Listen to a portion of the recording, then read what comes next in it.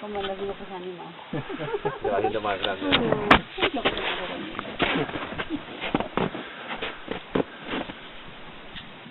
Ya hacía días que no trabajabas tanto como el nivel.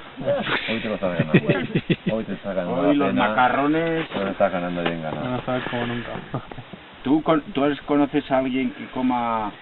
O sea, que a la vez que se coge con el tenedor...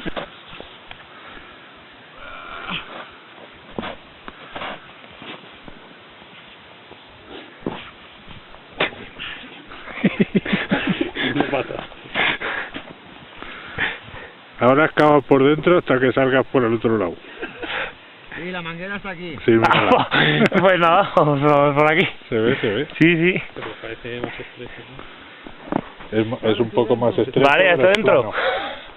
¿Me cogéis la cámara? Sí, ahora te la cogemos. Que si le cogemos la cámara... Está metido. Bueno, Vamos a hacer... Os observo. Ya verás.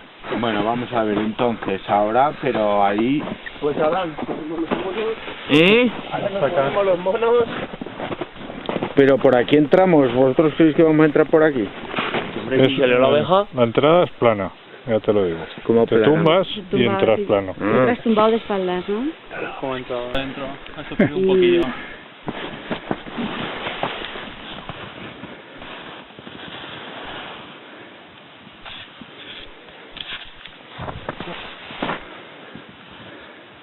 Dejo la saca y ahora me la pasas. Vale, vale.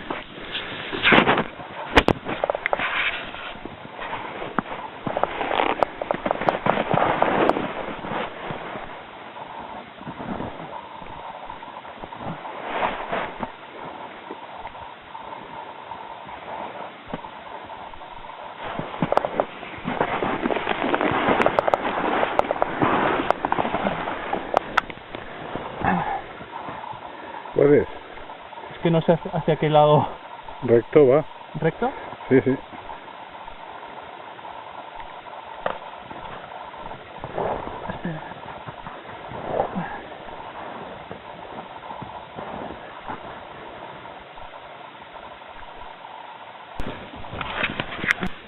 Ah, vale, vale.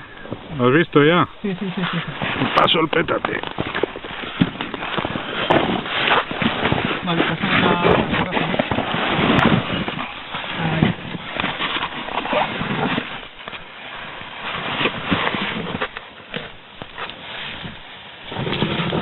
Vamos para allá.